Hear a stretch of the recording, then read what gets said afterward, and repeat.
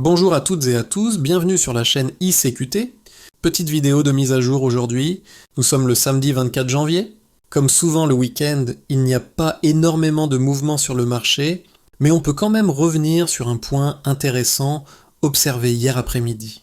Si on regarde le graphique en 4 heures, on remarque clairement la formation d'un double bottom.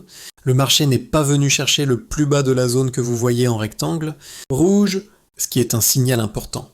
Cette zone n'a donc pas été cassée, et le double bottom s'est bien confirmé.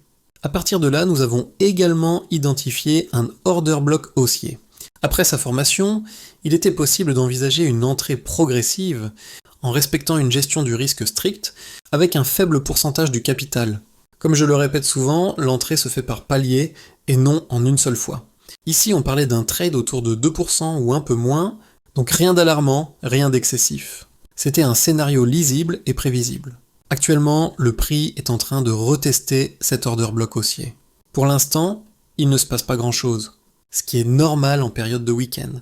Il est donc possible que le marché continue à travailler cette zone avant de donner une direction plus claire. Je voulais également attirer votre attention sur le CMU Bitcoin. Un point important à surveiller. Le gap autour des 93 000 $ qui est bien visible. En cas de retournement plus marqué dans les jours ou semaines à venir, il est tout à fait possible que le marché vienne combler cette zone. Autre élément intéressant, la dominance USDT. Il est toujours important de la comparer au Bitcoin. On observe que les plus bas continuent d'être travaillés, tandis que les plus hauts sont de plus en plus bas. Les sommets précédents ne sont pas recherchés, ce qui indique qu'il n'y a pas encore de véritable retournement. Cela pourrait ouvrir la voie à de nouveaux plus bas sur la dominance USDT et donc par corrélation à des plus hauts sur le Bitcoin avec éventuellement un comblement du gap CME. En 4 heures, on retrouve exactement la même structure que sur le Bitcoin, le double bottom formé hier. Tout est corrélé et c'est ce genre de lecture croisée qui permet d'avoir une meilleure vision du marché. Donc encore une fois, patience. Il y avait une opportunité hier. Et chaque jour, si l'on est attentif et que l'on maîtrise bien les bases, il est possible d'identifier ce type de configuration.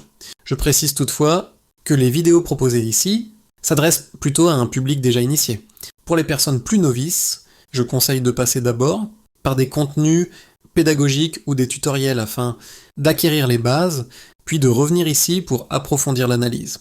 Il est possible qu'un jour je propose des vidéos plus axées sur les fondamentaux du trading, mais pour l'instant, je réfléchis encore à l'orientation globale de la chaîne. Concernant la chaîne, justement, les shorts fonctionnent très bien, mais pour les formats plus longs, j'ai encore peu de retours.